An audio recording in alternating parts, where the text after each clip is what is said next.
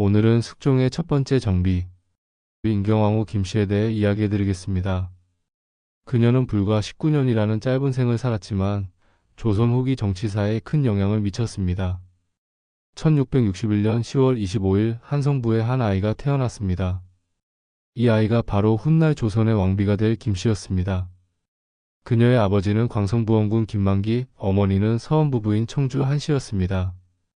김씨 집안은 사남 3녀를 두었고 그녀는 장녀이자 셋째로 태어났습니다. 인경왕후의 집안 배경을 살펴보면 그야말로 조선 최고의 명문가였습니다. 그녀는 서인의 거두이자 대학자로 유명한 사계 김장생의 현손녀였습니다. 김장생은 조선 중기 성리학의 대가로 예학에 정통했던 인물이었죠. 이런 학문적 전통이 인경왕후의 집안에 깊이 뿌리내리고 있었습니다. 더욱 흥미로운 것은 그녀의 할머니 해평윤씨의 출신입니다. 할머니는 윤두수의 현손녀이자 정해옹주의 손녀였습니다. 정해옹주는 선조의 딸이었으니 이를 통해 인경왕후는 왕실과의 혈연관계를 이미 가지고 있었습니다. 실제로 인경왕후와 훗날 그녀의 남편이 될 숙종은 선조를 공통조상으로 하는 십촌관계였습니다. 인경왕후의 가문에서 빼놓을 수 없는 인물이 바로 그녀의 숙부 김만중입니다. 구운몽과 사시남정기를 쓴 서포 김만중 말입니다. 김만중은 조선 후기 문학사에 큰 족적을 남긴 인물로 한글 소설의 발전에 크게 기여했습니다. 이런 문학적 전통 역시 인경왕후가 성장한 가문의 문화적 배경이었습니다. 그리고 훗날 인현왕후 보기에 적극 가담하게 되는 김춘택은 인경왕후의 친정 조카였습니다. 이는 인경왕후 사후 일어날 정치적 변화와도 밀접한 관련이 있습니다. 인경왕후가 왕세자빈으로 간택되는 과정에는 당시의 정치적 상황이 크게 작용했습니다. 17세기 후반 조선은 2차 예속 논쟁으로 인해 정치적으로 격변기를 겪고 있었습니다. 예속 논쟁은 왕실의 상내 절차를 둘러싸고 서인과 남인이 대립했던 사건으로 결국 서인이 승리하며 남인의 기세를 제압했습니다. 이런 정치적 승리를 바탕으로 서인 세력은 무실국혼이라는 구호를 내세웠습니다. 이는 왕비는 무조건 서인 가문에서 배출되어야 한다는 의미였습니다. 서인들은 이를 당론 중 하나로 삼아 왕실의 혼인 정책에 개입했습니다. 이런 정치적 배경 속에서 인경왕후의 가문은 최적의 조건을 갖추고 있었습니다. 서인의 명문가이면서 동시에 왕실과의 혈연관계도 있었고 학문적 전통과 정치적 영향력도 겸비하고 있었던 것입니다. 1670년 현종 11년에 인경왕후는 불과 10세의 나이로 왕세자빈에 간택되었습니다. 어린 나이였지만 이미 그녀의 운명은 조선 왕실과 결정적으로 연결되었습니다. 간택 후 그녀는 의동별궁에 들어가 왕세자빈으로서의 교육을 받기 시작했습니다. 이듬해인 1671년 음력 3월 인경왕후는 정식으로 왕세자빈에 책봉되었습니다. 이때부터 그녀는 미래의 왕비로서 궁중 생활에 적응해야 했습니다. 1674년 현종 15년에 큰 변화가 일어났습니다. 시아버지 현종이 승하하고 남편인 세자가 숙종으로 즉위한 것입니다. 이로써 인경왕후는 14세의 나이로 조선의 왕비가 되었습니다. 하지만 정식 왕비 책봉은 2년 뒤에 이루어졌습니다. 1676년 숙종 2년 16세가 된 인경왕후는 비로소 정식으로 왕비에 책봉되었습니다. 이는 당시 왕실의 관례에 따른 것으로 어린 나이에 즉위한 경우 일정 기간을 두고 정식 책봉을 하는 것이 일반적이었습니다. 왕비가 된 인경왕후의 궁궐 생활은 어떠했을까요? 기록에 따르면 그녀와 숙종의 금슬은 매우 좋았다고 합니다. 이는 훗날 인현왕후나 인원왕후와는 대조적인 모습이었습니다.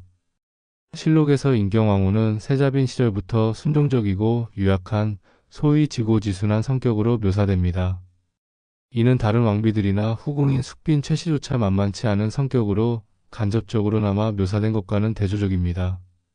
흥미로운 점은 숙종의 성격과 인경왕후에 대한 태도입니다.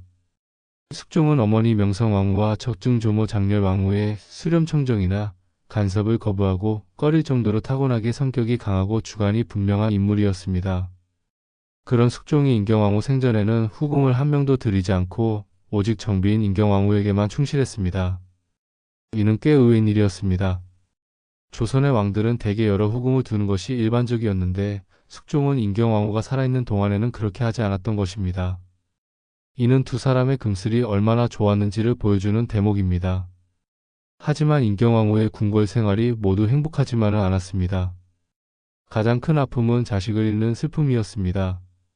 인경왕후는 1677년부터 1680년까지 총 3번의 임신을 했지만 모두 비극으로 끝났습니다.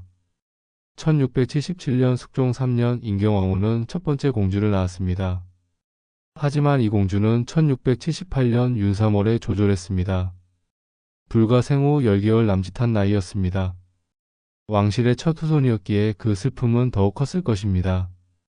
1679년 숙종 5년에는 두 번째 공주를 낳았지만 이 공주는 더욱 안타깝게도 태어난 지 하루 만에 세상을 떠났습니다. 10월 23일에 태어나 10월 24일에 승하한 것입니다. 이런 연이은 상실은 인경왕후의 몸과 마음에 큰 상처를 남겼을 것입니다. 1680년에는 세 번째 임신을 했지만 이번에는 유산으로 끝났습니다. 실록에는 이에 대한 흥미로운 기록이 남아 있습니다. 대내 요즘 재해가 있으니 밖에서는 무슨 재앙이 있는지를 알지 못하였는데 혹자는 귀신의 병고가 있었다고 하며 그때 내전에 여러 달 동안 포태의 징후가 있었는데 갑자기 침전에서 토끼비를 보고 그로 인하여 놀란 나머지 하혈하고 낙태한 사고라고 전한다. 이는 당시 궁중에서 인경왕후의 유산을 어떻게 받아들였는지를 보여주는 기록입니다. 의학적 지식이 부족했던 시대라 초자연적인 현상으로 해석했던 것으로 보입니다. 일각에서는 인경왕후의 사망 원인을 이런 연이은 임신과 유산으로 인한 몸의 쇠약함 때문이라고 해석하기도 합니다. 실제로 몸이 쇠약해진 상태에서는 어떤 병이든 치명적일 수 있고 특히 천연두 같은 질병은 더욱 위험했습니다. 1680년 숙종 6년 음력 10월 26일 인경왕후에게 운명의 날이 찾아왔습니다. 그녀는 경덕궁에서 천연두를 앓다가 발병 8일 만에 세상을 떠났습니다. 미경 즉 오후 9시에서 11시 사이의 일이었습니다. 나이는 불과 19세였습니다. 인경왕후는 제위한 조선의 왕비 중에서 네 번째로 단명한 왕비가 되었습니다. 그보다 더 짧은 생을 산 왕비는 효연왕후, 장순왕후, 공혜왕후뿐이었습니다. 특히 안타까운 것은 인경왕후가 승하할 때의 상황이었습니다. 당시 숙종도 병에 걸려 있어서 숙종은 창덕궁에, 인경왕후는 경덕궁에 각각 따로 있었습니다. 대신들이 인경왕후의 승하를 숙종에게 알리려 했지만 명성왕후가 주상이 밤에 구토하고 가슴과 배에 통증이 있다가 이제 겨우 잠들었으니 중궁의 승하는 내일 아침에 알리라고 했습니다. 그래서 숙종은 인경왕후의 부음을 다음날 아침에야 듣게 되었습니다. 사랑하는 아내의 마지막을 지켜보지 못한 숙종의 심정은 어떠했을까요? 이런 상황이 훗날 숙종의 성격 변화와 정치적 행보에 영향을 미쳤을 가능성도 있습니다. 인경왕후의 죽음은 단순히 한 개인의 생명이 끝난 것이 아니라 조선 후기 정치사의 큰 전환점이 되었습니다. 많은 역사가들이 인경왕후의 일찍 죽음 이후에 여러 황국을 불러일으키고 인현왕후와 장희빈의 비극을 초래했다고 분석합니다. 인경왕후가 살아있었다면 어떻게 되었을까요? 그녀는 숙종과 사이가 매우 좋았고 강경파 서인과 남인 모두의 영향에서 비교적 자유로운 위치에 있었습니다. 인경왕후도 서인 집안 출신이지만 균형을 중시한 현종이 살아생전 내정한 왕세자빈이었고 당시 왕비를 낼 만한 명문가들은 대부분 서인 출신이었기 때문에 서인인 것 자체는 큰 문제가 아니었습니다. 하지만 인경왕후가 죽고 나서 상황이 달라졌습니다. 사망한 지 1년 후 중전의 자리를 오래 비워둘 수 없다는 명성왕후와 서인 대신들의 뜻에 따라 인현왕후 민씨가 새 왕비로 책봉되었습니다. 인현왕후의 간택 과정에서 여러 결함이 있었고 그녀는 인경왕후와 달리 숙종의 총애를 받지 못했습니다. 남인들은 이런 틈을 타서 명성왕후 사후 왕실의 최고 어른이 된 자의대비의 동해하에 쫓겨났던 궁인 장씨를 재입궁시켰습니다. 이후 숙종의 극단성을 그나마 잡아주던 왕실 최고 어른이었던 대왕대비 장렬왕후까지 사망하자 끝내는 기사한국으로 이어지게 되었습니다. 경신한국을 제외한 대부분의 황국들이 인현왕후와 희빈을 이용하여 일어났고 이후에도 계속 영향을 미쳤다는 점에서 인경왕후의 죽음은 모든 비극의 시발점이었다고 할 수 있습니다. 인경왕후의 무덤은 서울흥 중 하나인 익릉입니다. 경기도 고양시 용두동에 위치하고 있으며 1970년 5월 26일 대한민국 사적 제198호로 지정되었습니다. 숙종 연간에는 왕릉의 능제를 단순화하고 성물을 간소하게 제작하도록 명했지만 인경왕후의 익릉은 그 이전에 만들어진 능묘이므로 국조 올해의 제도를 따르고 임진왜란 이후의 조선 후기 양식을 나타내고 있습니다. 전원은 영소입니다. 인경왕후의 시호를 정할 때는 삼망 후보로 인경 효인 장원이 있었습니다. 숙종이 인경에 낙점하여 인경왕후가 되었습니다. 인경왕후 시호 망단자 문서는 지금도 남아있어 당시의 상황을 알 수 있게 해줍니다. 흥미로운 사실 하나는 인경왕후의 후임이었던 인현왕후와의 관계입니다. 두 사람은 아주 묘한 인연으로 연결되어 있었습니다. 인경왕후의 5대조 김계유의 친동생인 김은희의 딸이 송이창에게 시집가서 딸을 낳았는데 이 딸이 민우중과 결혼했습니다. 여기서 태어난 딸이 바로 인현왕후였습니다. 촌수로 따지면 인현왕후가 인경왕후의 손녀뻘에 해당하는 셈입니다. 이런 인연은 우연의 일치라기보다는 당시 조선 상류사회의 혼인관계가 얼마나 복잡하게 얽혀 있었는지를 보여주는 사례라고 할 수 있습니다. 명문가들 사이의 혼인은 단순한 개인적 결합이 아니라 가문과 가문의 결합이었고, 이런 관계들이 몇 대에 걸쳐 이어지면서 복잡한 인척관계를 형성했던 것입니다. 인경왕후의 삶을 돌아보면 그녀는 비록 19년이라는 짧은 생을 살았지만 조선 후기 역사에 큰 영향을 미친 인물이었습니다.